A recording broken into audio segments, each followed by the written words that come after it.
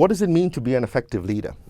Well, in the military, and I don't know how many of you know someone or have a father or grandfather or mother or a friend who's been in the military. Well, in the military, we give medals to people who sacrifice themselves for the benefit of others. That's what we do in the military. So we give a medal to someone who sacrificed themselves. What do we do in companies? What do leaders do in companies? Leaders get promotions for sacrificing others for their own benefit. That's what we call management. Well, we've moved way past all of that. See, to be a leader, you must have followers. You can't be a leader if you don't have followers. And why should they follow you? We hire people because we want them to help us achieve something. We want them to trust us. But why should they care?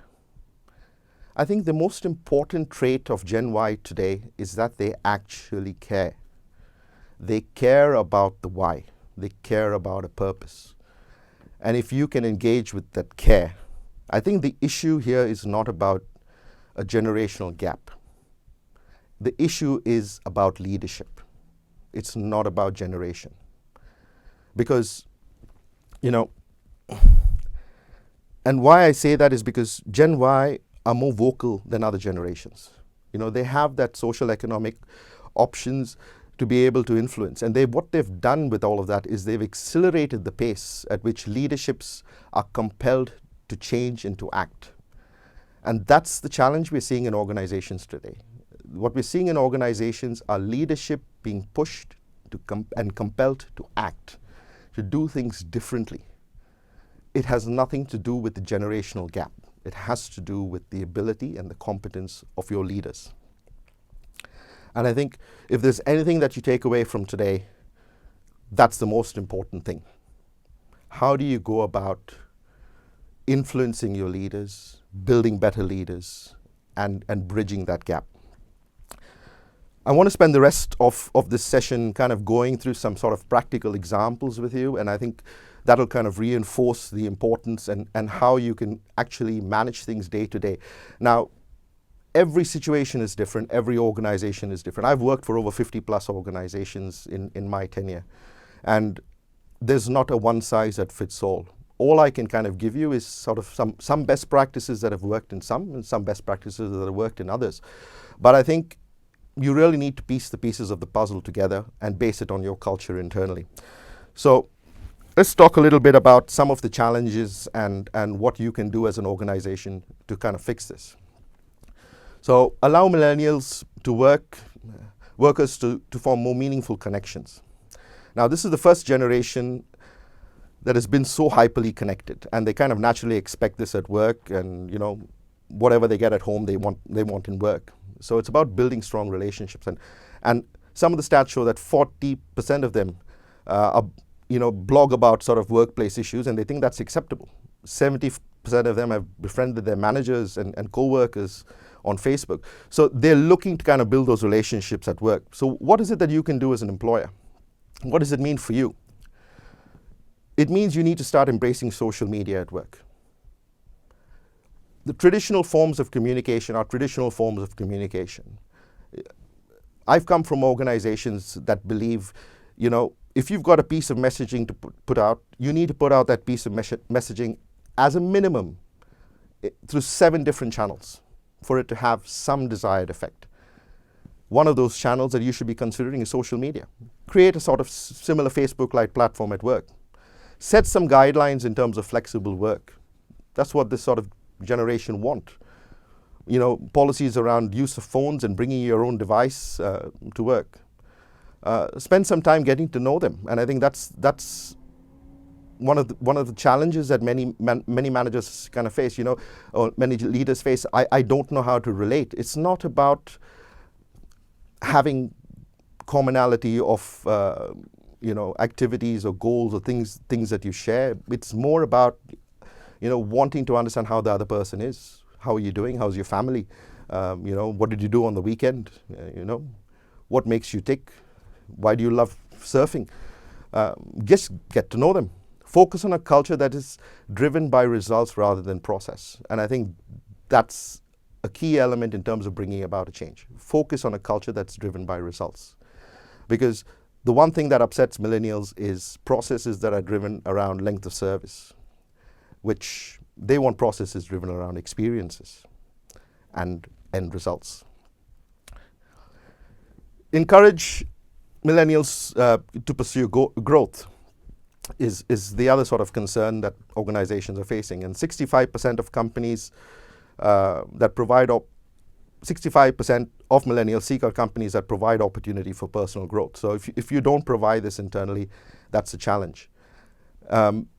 It's not about a promotion, and many organizations, kind of stumble on this, and it really is a roadblock for them because they see it as a promotion. It's not a promotion. What this generation is sort of seeking out is like our experiences. It's not like a lattice. It's not like a ladder. It's more like a lattice.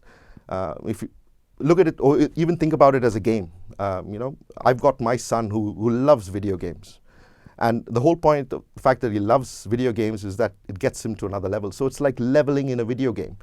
You need to create leveling within your organization. A lot of organizations today have got flat structures, and that's a challenge. You need to be able to provide opportunities for Gen Y and Gen Z to kind of grow and move and feel that they're transitioning, because for them it's about opportunity. So what can you do? You can build a culture of open communication, ensure your structures and your policies support a culture of employee development. Provide them access to projects, provide them access to leadership within your organization so that they understand that bigger picture. Put them in front of clients and colleagues and management. Give them those opportunities. Get them to talk at a presentation. Rethink your compensation, grading. Now, you could have different levels of managers, where you have incremental sort of growth. So if you've got a management level that takes 3 years to get there, break it down. Have 3 levels. But give them periodic feedback, create that leveling, and give them the compensation that goes with it to show them that there is growth. And don't ever stop them asking you the question why. Because the minute they stop asking you the question why, you stop evolving and growing. What else can you do? What else are the challenges? Social impact. 63% of millennials expect their employers to contribute to a social cause. 63%. That means it's important. It's significantly important. So what can you do? Start by supporting a cause that is relevant and impactful. Relevant to your organization in terms of what you do. I worked for a logistics company, and we used to parcel, because we had access to logistics, we used to parcel and send things off to Africa and other disadvantaged economies, free of cost. Because we had that access, and it was relevant to our business, and it was impactful to the community. Find out what you can do as an organization that is relevant and impactful. Create volunteer teams. We even used development forums creatively and to kind of put together prosthetics, and it was team building exercises. So anything and everything that you can spend your money on where you can demonstrate there is a contribution to society, that's where you should be focusing your efforts. Everyone wants to matter. Everyone wants meaningful work. It is not just the Gen Y, it's the Gen X, it's the boomers, it's everyone. Everyone wants to have meaning in their work. And what can you do for that? Begin by learning their values and their strengths. And remember that everyone is unique, irrespective of their age. Have mechanisms that surface diversity and harness diversity instead of appeasing it and handling it. And that's what organizations typically do. They put it down. They don't harness it. Provide clear expectations and put them in roles that they can do their best. And be self-aware of your own bias. Now, we all worked under managers and leaders who came from different generations. And we know how hard it is when it's my way or the highway. Today, it's not my way or the highway. Today, it's a relationship. And relationships are about compromise, and it's about growth. And if you treat your relationship with your employee like you treat your relationships with your family, you've won that battle already. Create a future that gets them excited. The biggest challenge with this generation is having to deal with the statement, I am bored. I have to deal with that from 2 grown-up children who come to me and say, I am bored. So how do you keep them, busy, motivated, engaged? And 92% of them, want to work for companies that are measured by more than just their profitability. So these are some of the things. Paint a clear picture. It's about storytelling. It's about communication channels. It's about not only focusing on the short-term goals, but focusing on the long-term goals. It's the art of communication, and it's the art of feedback. Now, the first organization I joined didn't have an annual goal. They didn't even have an annual budget, let alone 5-year strategic goals. And this is what today's generation require. They want to understand where they're going, where you're going, and why you're going there. So have your 5-year goal, have your annual targets, cascade them down into your monthly, weekly, and daily targets. And, have your weekly meetings one-on-one with them and explain to them where they're going, why they're going, and, what they need to do to improve to get there. Use data, very important. Numbers are very important because it gives context and gives them something to focus on. Be the last to speak and lead through example. When someone's not performing, it's not because they're lazy. It's more likely because you're in boss mode and not in leader mode. So have that self-awareness. It's impossible for anyone to walk into a business and understand how it all links together. So instill respect in your requests. Be willing to go in. Be willing to familiarize individuals within the organization, with other teams. Let them understand how information transitions from one place to the next place. Take time to ask them their questions. Understand the rationale behind things. Your job as a leader is to facilitate fresh ideas. It's facilitate change. It's to facilitate growth. It's not to say yes and it's not to say no. And that's what we all need to step back from. It's not about the yes and the no. Be the last to speak and the first to listen. Allow them to be leaders. And this can be scary for many managers, especially those seeking control. But those are traditional managers. It's not about control. It's about putting them in an environment where they can grow, in a safe environment where they can grow, and where you can take risks and where there are opportunities. Now, a lot of people have left organizations, and then we do an exit interview and an exit survey, and then you realize during that process of feedback that you actually had opportunities within your organization that you failed to give them. And you could have retained that individual. And many organizations go through that. There are so many individuals I have met in my career who've left organizations when there were adequate opportunities internally, to give them that recognition and let them, develop and grow. So use lateral moves, use leave replacements, use job rotation, build a robust induction plan and program internally, and develop your managers and leaders more as coaches and mentors. Lastly, it's about feedback and recognition. Now, fear of missing out drives millennials' experiential appetite. 69% of them experience fear of missing out. 80% of them prefer on-the-spot recognition over formal reviews. What can you do?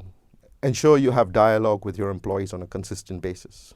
Redesign your annual performance reviews so that feedback and recognition is more frequently, probably quarterly, probably monthly. Even look at weekly and daily must-do reviews. Create a safe and casual environment where they can check in one-to-one with you and they voice their changes, what they would like to see different. Take the focus away from engagement scores and more towards engagement actions that actually drive improvement across your strategic metrics. And lastly, have an attitude for gratitude. Many of us go through life on such a fast pace that we miss this out, and this is what this generation craves, an attitude for gratitude, because they've gone through life with everyone telling them that you're doing a good job, continue, and giving them praise. You need to do that as employees, and you need to do that as leaders in your workplace. give them acknowledgement for their contributions and recognition, and at least weekly, because that's what is the norm, and that's what, you know, surveys have come back and results have shown us that this is what this group of a generation of individuals expect. Thank you very much for having me, Kerry, and I hope that that session was informative for all of you, and I seriously hope you have a few questions to ask. We're looking forward to getting your questions coming through, and my name is Dominic, and we help companies create their own weather. Fantastic. Thank you so much, Dominic.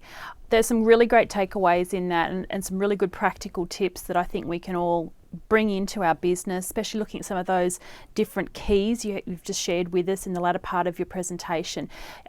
You'll be able to get access to all of our presentations from today after today's session. So if you've missed anything or you've tried to screenshot anything, don't worry. We'll make sure that everyone who's participating gets a copy of those, because I think there's some really good stuff that people can take away and start embedding in their organisations today. One of the things that Dominic has really highlighted for us there is that we're working with a very on-demand generation. These are young people who are used to being able to experience anything they want whenever they want, and so the ability to meet that requirement in your workplace is a challenge for us, but it's also a really big positive, and it can create companies that are incredibly nimble, and our young people can be great assets. I think the last three presentations that we've just gone through this for the first part of our session today, I hope have helped you understand what great assets our young people can be for our business, and what a great competitive advantage they could bring to the table for us. We're going to a break now for a short while. We're coming back with our panel presentation shortly, so quickly grab yourself a cup of coffee, come back and join us shortly.